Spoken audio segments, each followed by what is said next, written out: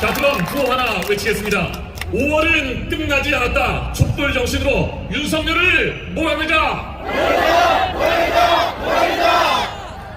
네, 감사합니다. 촛불 시민들 중에는 80년 5월 광주 항쟁 당시 현장에서 싸우셨던 분들도 여럿 계십니다. 그중 한 분이 이 자리에 나와 계십니다. 그분을 모시고 이야기를 들어보겠습니다. 광주 항쟁의 시민이자 지금은 촛불 시민으로 열심히 활동 중이신 분입니다. 김소연님을 무대로 모시겠습니다. 어서 나와주시기 바랍니다.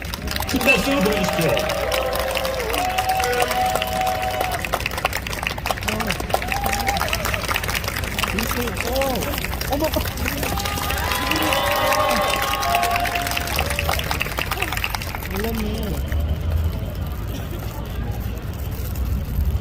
모래시계라는 드라마에서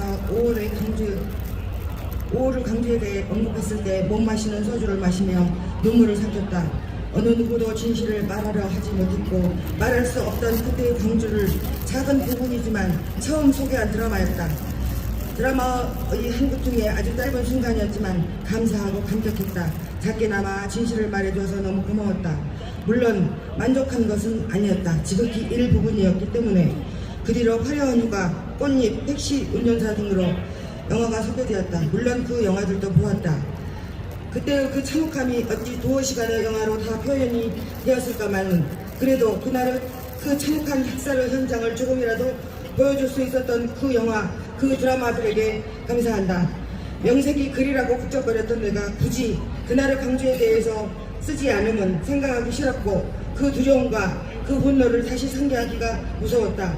아니, 생각나는 것을 애써 지우려 했다는 것이 정직한 대답일 것이다.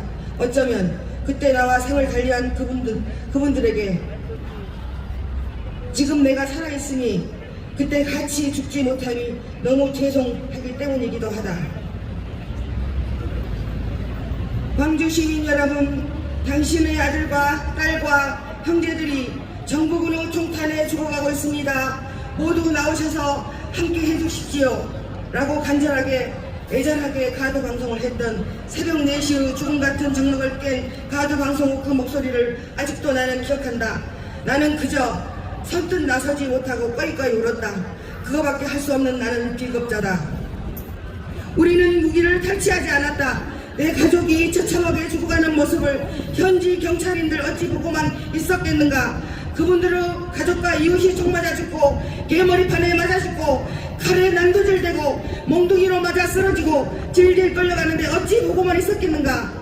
총 들고 싸웠던 분, 헌혈하려 서너둘씩 줄을 서서 몇 시간씩 기다렸던 분, 주먹밥을 지어서 올려주셨던 분, 약국에서 드링크 째며 마스크를 무한정으로 내어주셨던 분, 무기가 부족하여서 목재소에서는 강목을, 철공소에서는 철근을, 수건장사는 수건을, 슈퍼에서는 생필품과 음료수 등을 24시간 열어두고 무한정대 주셨던 분들, 깍두기를 담아 차에 올려주셨던 분, 부상자를 차량이나 오토바이에 태워 옮기셨던 분들, 그때의 광주는 모두가 거리로 나왔다. 지휘의 보아도 없었다. 전 세계 어디에서도 그만한 단결력을 볼 수 없을 것이다. 그때의 광주는 그랬다. 자랑스럽다라고 표현하기는 너무 벅찬 민족이었다.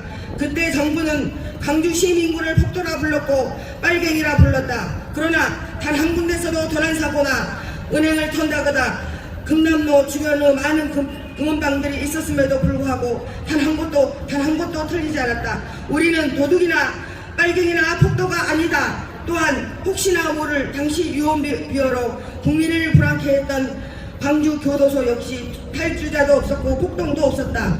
폭도는 정부였다. 그러나 당시 정부군은 광주 시민을 폭도였다고 북한군의 지령을 받아 반란을 일으켰다고 오직 KBS 군사방송만 내보내어 방송은 끊겼고 중앙정부는 가짜 뉴스를 퍼뜨렸으며 광주는 고립되었다. 특수훈련을 받은 공수부대가 장갑차를 끌고 와서 어디에 숨어서 오는지도 모르는 총알이 날아오는데 그냥 앉아서 죽으란 말인가. 시민군이라 해봤자 민간인들과 어린 남녀 학생들의 단 몇 분간의 총기 사용법으로 최신 무기로 무장한 특수부대와 싸움이 가당치나 하겠는가. 그러할진데 특수훈련을 받은 특수부대 대원들과 어찌 비교나 되겠는가. 우린 단지 우리의 이웃과 우리 가족과 이유 없이 죽어가는 잔인한 폭력 앞에서 서로를 지켜야 한다는 목숨건 의지뿐이었다. 말이 시민군이지 특수부대원들하고는 처음부터 안 되는 게임이었다. 그야말로 오합지졸이었지만 의지 하나만은 세계 어느 군대보다 강했다고 자부한다. 그날 광주는 외세가 아닌 우리 정부 특수훈련을 받은 군인들이 광주를 무자비하게 학살했다. 40년이 지난 오늘 윤석열 정부는 그때의 무자비한 광주 학살을 재현하고 있다. 노동자는 간첩으로 몰리고 건폭이라는 신종어를 만들어내어 열심히 살아온 평범한 노동자였던 두 아이의 아버지를 분식해야 하였다. 엄마, 아빠 다녀오게 하고 평범한 매치로 하였던 우리의 어린 청춘들은 국가 의무 책임한 대처로 깔려 죽고 터져 죽고 또 어떤 모습으로 죽었는지 아직 그 진실을 알지 못한다. 다시는 돌아오지 못하는 이 아이들의 원통한 죽음을 말도 안 되고 상상도 할 수 없는 시리고 장사를 겪고도 아이들의 어버이와 형제들은 분양소 하나 마음 놓고 차릴 수 없는 것은 물론이고 그 가족들은 가족을 잃은 슬픔을 목 놓아 울지도 못하고 춥고 눅눅한 거리에서 지내온 지 벌써 200일이다. 또 얼마나 차가운 거리에서 눈물 고인 잠을 청해야 할지 알 수 없다. 여러분, 노동자분들이 간첩입니까? 노동자분들이 폭력 집단입니까? 촛불 국민들이 이북의 주령을 받고 나온 것입니까? 우리 아이들이 거리에서 왜 죽어야 하며 열심히 산 노동자분이 왜 불에 타 죽어야 합니까? 변신하신 양회동 열사님 또한 국가가 죽였습니다. 12교 장사 아이들도 무책임한 국가가 죽였습니다. 그럴 텐데 지금 윤석열 정부를 믿고 의지할 수 있겠습니까? 남과 북, 동과 남과 여, 노인과 청년, 애국과 매국 지배하려는 자들에 의해 갈기갈기 찢겨져 있습니다. 그때 5월의 광주처럼 주권과 민주주의가 죽었습니다. 더 이상 우리 가족과 이웃을 잃을 수 없습니다. 지금 대한민국은 그때 정부군을 무차별 학살과 같은 현재 진행형입니다. 그때 5월처럼 우리는 또 하나여야 합니다. 아픈 대한민국, 죽어가는 대한민국, 우리가 다시 일으켜 세워야 합니다. 반드시 해내야 됩니다. 고맙습니다. 매국노 윤석열을 국민의 이름으로 파면한다.